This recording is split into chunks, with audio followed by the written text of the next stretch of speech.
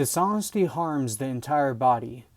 This becomes deeply practical. Suppose the average person has dreams. Perhaps someone hopes to invent something, another hopes to teach, one hopes to become a missionary, and another wants to start a business. Maybe another simply wants to raise an honest family. Truth protects those dreams. Dishonesty exploits them. Whenever someone lies for selfish gain, they often do so at another person's expense. The Bible consistently condemns that kind of injustice. Because summarized God's desire beautifully. He has told you, O man, what is good, to do justice, and to love kindness, and to walk humbly with your God. Because 6:8. Notice that justice, kindness, humility, and truth all belong together. The opposite is equally true. Pride often leads to dishonesty. Selfishness often produces deception. Fear often gives birth to lies, but humility has nothing to hide. As followers of Christ, our goal is not merely to become better fact-checkers.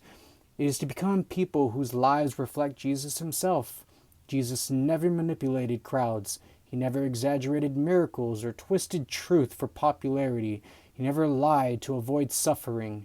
In fact, he spoke the truth even when that truth led to rejection, betrayal, torture, and ultimately the cross. That is astonishing. The one who called himself the truth chose to suffer rather than preserve himself through deception. What does that teach us? It teaches us that in God's kingdom, truth is worth more than comfort. Integrity is worth more than reputation.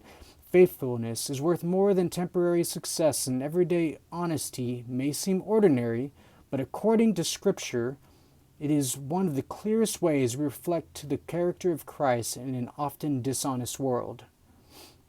Perhaps the question is not simply, do I tell lies? Perhaps the deeper question is this: when people encounter me, do they experience someone whose words resemble the faithfulness of Jesus? That is the kind of honesty God has always desired. Not merely truthful lips, but a truthful heart transformed by the one who is himself the truth. And so that's just a deep dive into topic number 1. Again, that being dishonesty, the fracture, or the first fracture of the human heart. The next topics for many, many more, I think I'm going to do as the days progress because they're all pretty lengthy and I don't want to overload YouTube. So thank you for joining me, and I hope that you've gotten some truth and learned yourself why it is important to tell it.